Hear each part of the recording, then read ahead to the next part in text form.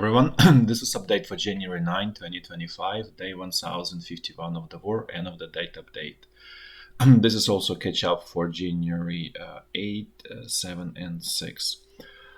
I'm going to start with strategic update, and then I'm going to switch to the situation on the battlefield in Ukraine. And today's strategic update is going to be actually probably an answer to why Turkey supported regime change in Syria and what's really stands behind it from purely economic perspective.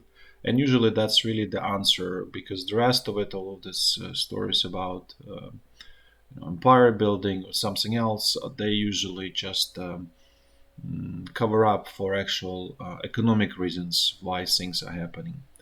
So the main reason apparently for this, as I stated, regime change supported by, really driven by Turkey, is this natural gas pipeline that was in existence for a while.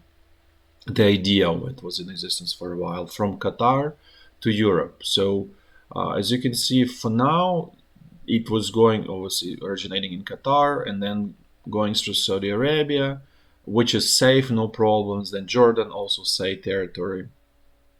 Then Turkey, obviously safe territory. And then, you in Europe, so you find the only missing link was really Syria and Assad regime. So with Assad regime being removed, and now this whole project becomes very viable and realistic. And this allows, what's in it for Turkey? Turkey can basically earn a lot of income for basically for doing nothing, right? So just having pipeline, and Qatar is very close to Russia, slightly less in terms of natural gas reserves. So effectively, Qatar can essentially replace Russia for Europe without creating the same geopolitical risks that Russia is posing to Europe. So from the Western perspective, generally speaking, and specifically from a European perspective, this pipeline makes a lot of sense, not just economically, but also geopolitically, military-wise, and so on. So this is really ensuring that European industry has a viable source of energy, because as we all understand and see right now, this so-called green energy or alternative energy is completely failing. It's a failure. It was sort of understood that it's a failure from the very beginning. Now it's becoming obvious. And also to add to that, as interest rates are rising in the West, because it's not just US, similar situation is happening in the UK, and probably in the same direction will go France and Germany down the road. The alternative energy, also called green energy, will become completely unviable and completely disastrous investment. In eventually, it will become very clear. Just want to touch a little bit on this situation, fiscal situation deteriorating across the West, most countries, meaning US, Canada, UK, France, Germany, then going in the same direction. What that really means is that ability to borrow by those governments is going to be diminished. The way it's going to happen through rising interest rates, which is what we are observing, including in Japan. I mentioned this many times, that Japan is no longer providing capital to the rest of the West because they're not generating themselves that capital. They actually slowly expatriating their own capital that they invested in the West. So there is a shortage of capital basically in the West, and that's really driven by one of the main reasons. No, not the only reason, is this mistake with so-called green energy, because that is a lot of capital that's being wasted and never can be recovered in the West. And also the welfare state that was built in the West, starting from Bismarck, going all the way back to late 19th century, originating back to Bismarck, who invented welfare state. And welfare state has sort of two components. One is socialized medicine, and then the second one is retirement system. So those two components, they are sort of pillars of that welfare state, which is basically Bismarck welfare state. And that system is completely collapsing for many reasons.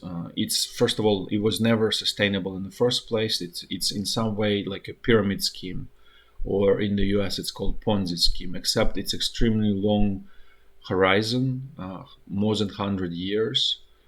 So that is, I would say, probably most successful pyramid scheme or Ponzi scheme. But it is at this point is collapsing. And by the way, Soviet Union was part of that scheme as well, equally, and Russia as well. So all of these countries, this is not just West purely. Russia is facing the same problem. China to lesser degree, just because the pension system there is very weak. Let's put it this way. So they are less affected. And that's actually one of the reasons what helps their strong manufacturing base. One of the reasons why manufacturing moved is it moved from the West, from this welfare state, essentially. And so the answer to manufacturing problem in the West is probably dismantling of this welfare state. Otherwise, it will basically crush Western and also Russian economy under its weight. And one of the, actually, it could be even hypothesized that one of the reasons for this war and just general conflict is this collapse of the welfare state across all of these countries, and the desire by the ruling classes in each country to continue maintaining this pyramid or Ponzi scheme at all costs, because it may lead to significant social upheaval everywhere, and including this labor migration from let's say non-Western countries and non-Russia as well. Because the most interesting part of all of this is that Russia, even though it's in conflict with the West, is experiencing exactly the same problems that the West is experiencing, because Russia is importing a lot of let's say Muslim migrants, the same as Europe did, the same all of the immigrants who culturally very far away from the West and from Russia. And that really creates this internal tensions in the countries. By the way, in Russia, there are similar tensions going on against this Muslim immigration. So it's not basically the whole sort of this, call it like northern hemisphere, experiencing essentially the same problems, and the root cause again in this is sort of socialist welfare state that effectively is de facto reality in all of the northern hemisphere. And so we can sort of trace back all of these issues to that as a true root cause.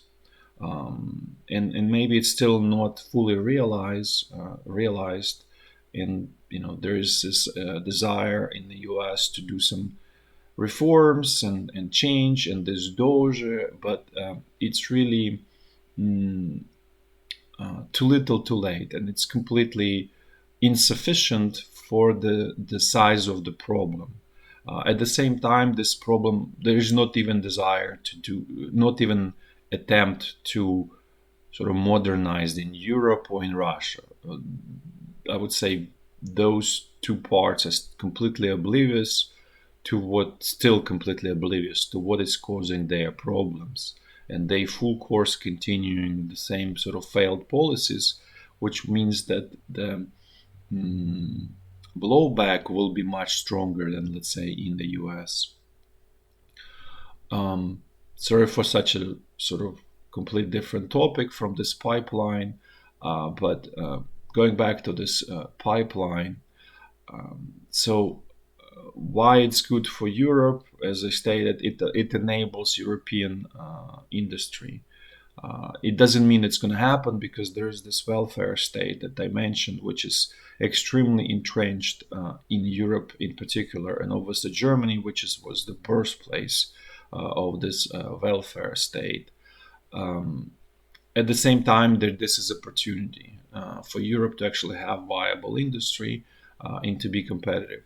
What this creates, sort of another set of tensions. So first, it creates tension between Turkey and Russia, because obviously it's a competition to Russian natural gas, and this is very viable competition because Qatar is essentially on par with Russia, and it doesn't need to be just Qatar, because UAE has some smaller supply of natural gas. Basically, this Persian Gulf is probably, if you look not just at the national level but as geographical level, is probably on par in its ability to supply, to replace Russia in terms of natural gas supply to Europe, and that really completely destroys Russian Gazprom natural gas and significantly impairs Russia's ability to continue war effort, because without natural gas, it's very hard to influence politically Europe in particular, because through this natural gas, Russia managed to create basically entire political class that in Europe that was dependent and essentially puppets of Russia, and that the removal of that really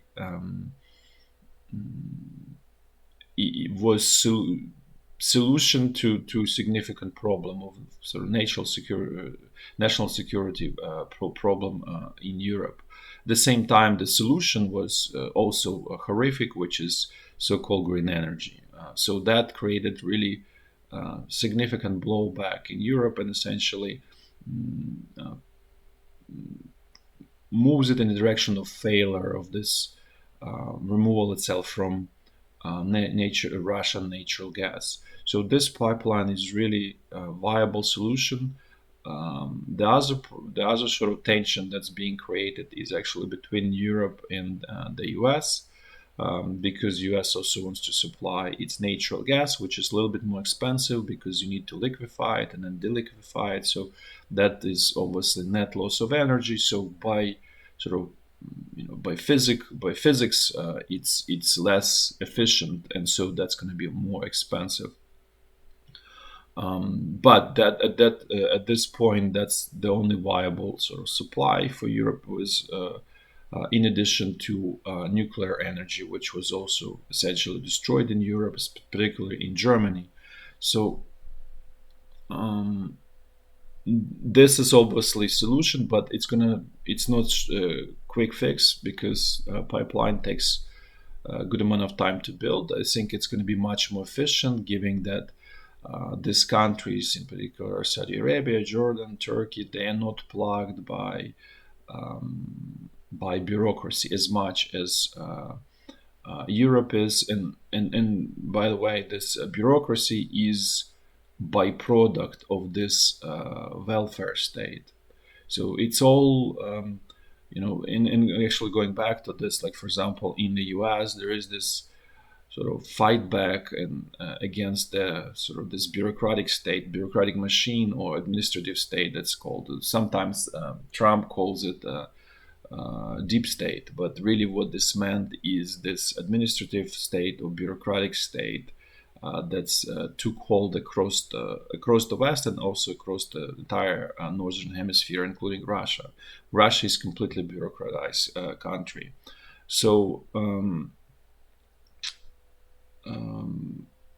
So this basically this administrative state is necessary to manage this welfare state. Without basically, it's a tool of the welfare state, this administrative state, and that's what really suffocates economic viability of the West and Russia as well equally.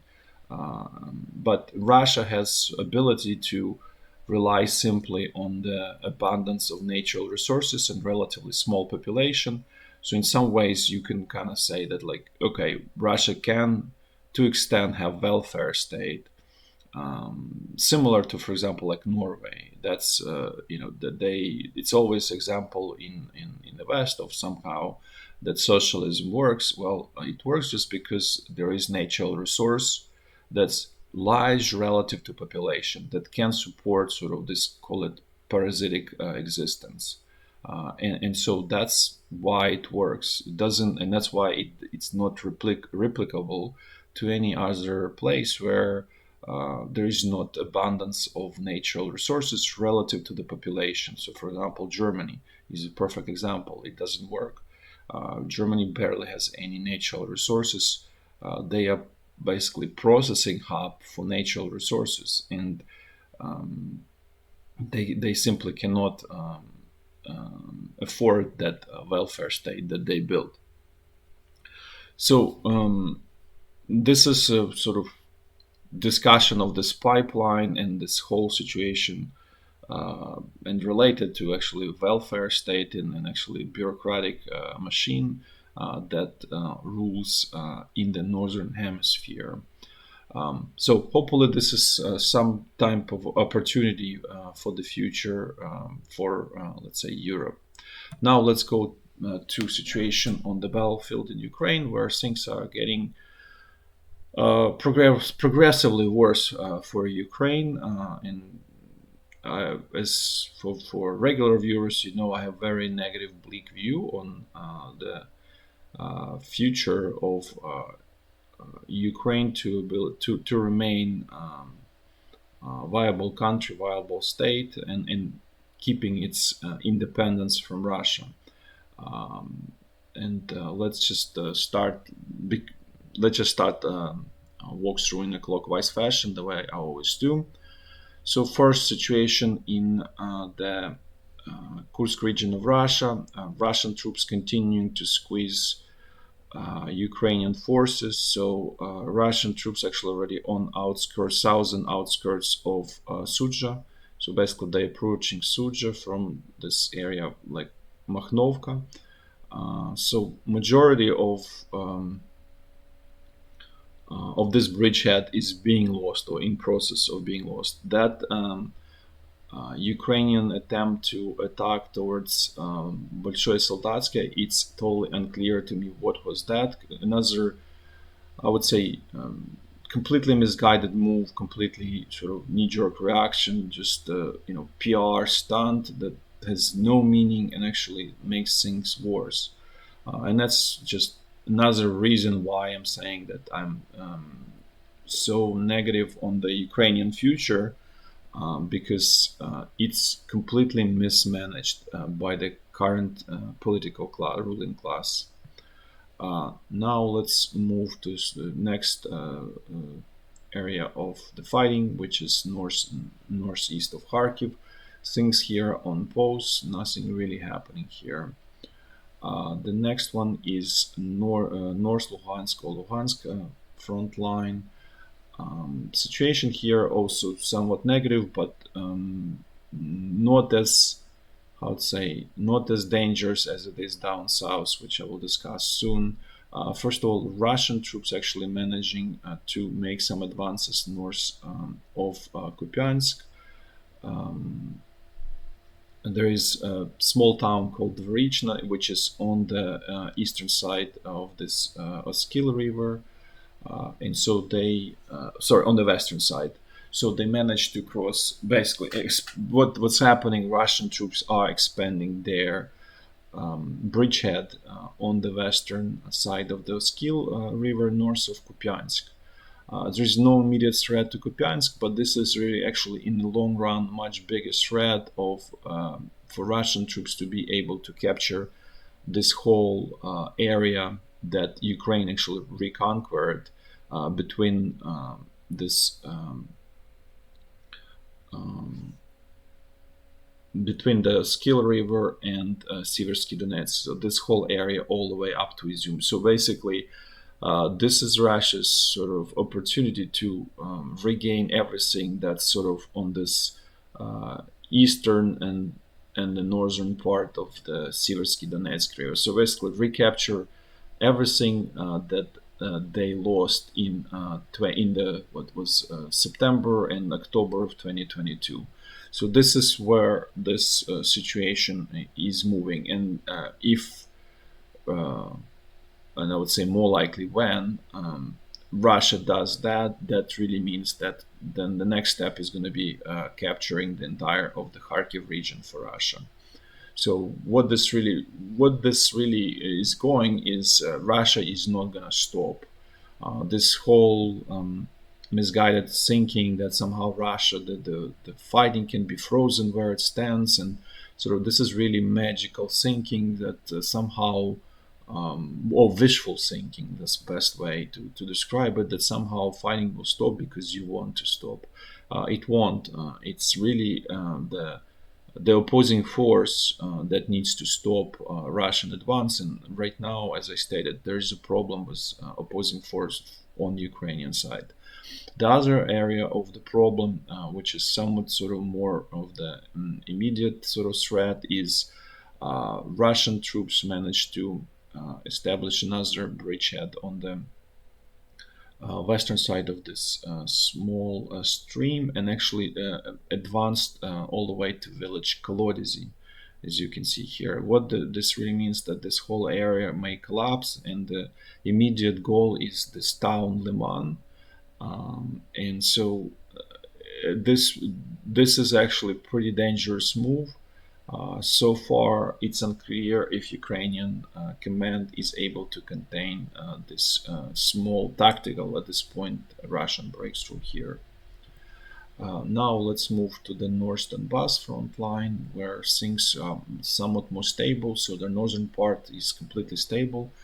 And I would say that one of the reasons from Russian perspective, there is no point of putting as much effort here, just because it's basically essentially you have a northern pincer, which is north of, on the North Lugansk front line, and then also in the south, all the way near straight west of Donetsk. So this eventually may just simply collapse under its own weight, this whole area.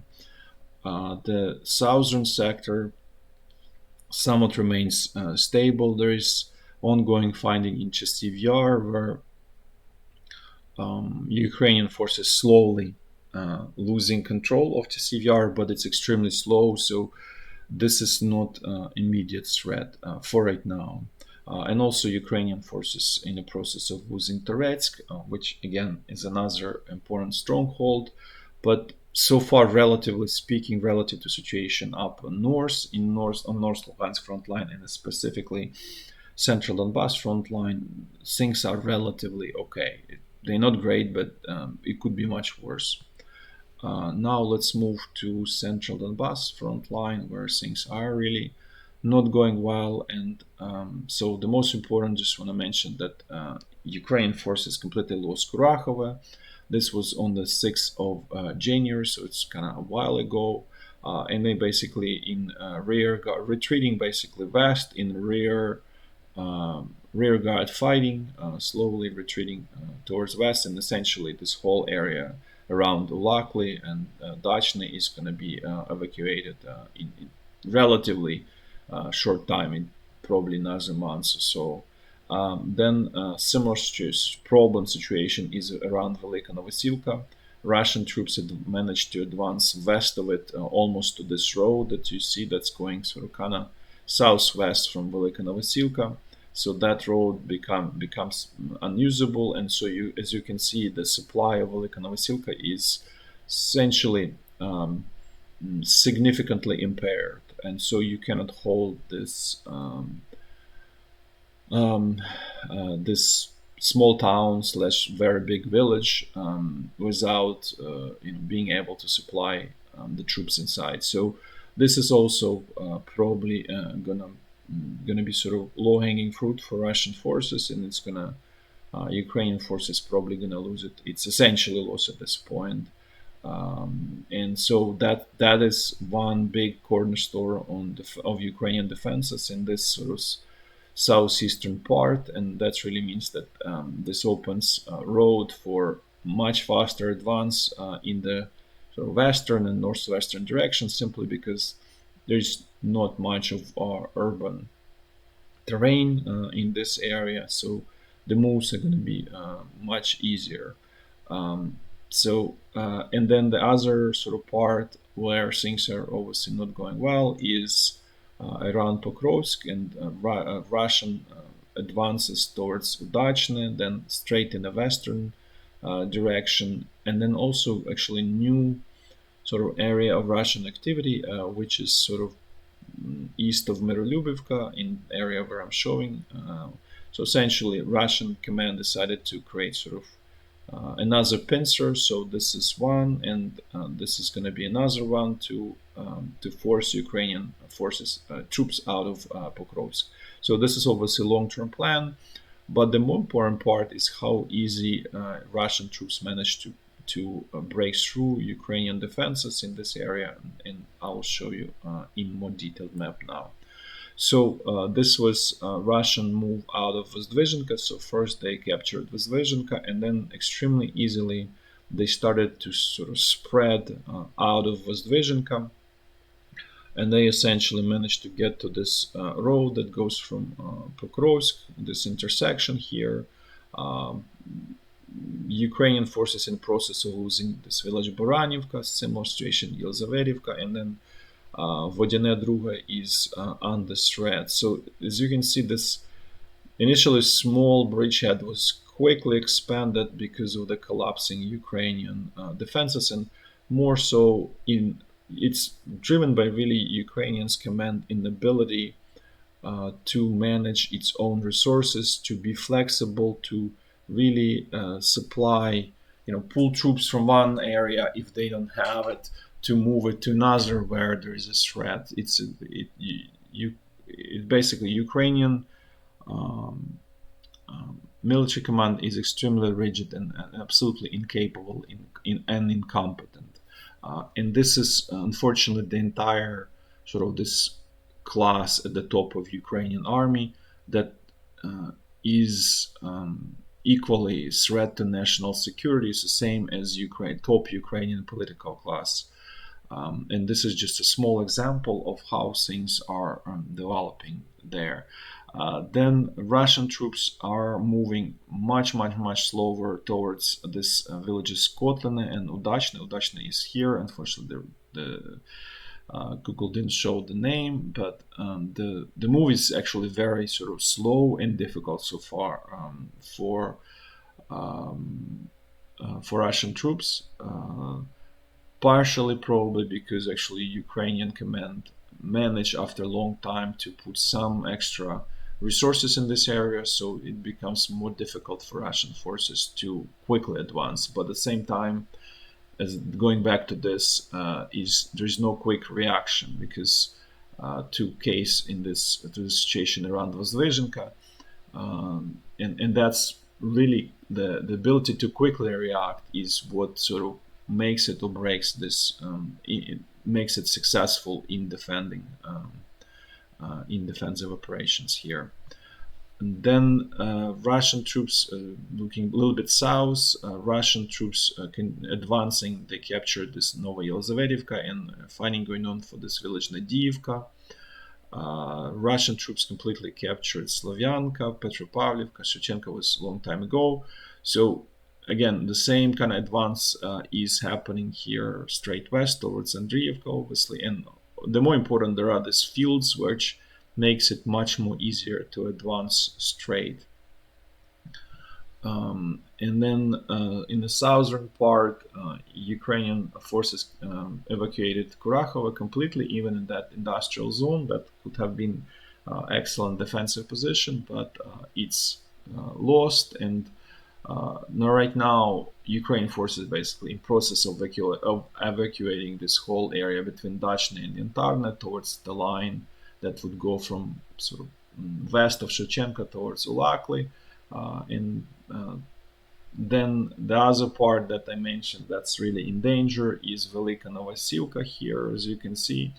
So Russian troops advance close to this road, which essentially makes it very difficult to resupply Ukrainian troops in Velyka Novosilka. So it's essentially you're cutting kind of like slowly but surely oxygen, think about, to the body, and then the body is becoming weaker and unable to perform any sort of physical or mental tasks, and that's exactly what's happening in this case. And the same situation obviously here in Dachne, in Terny.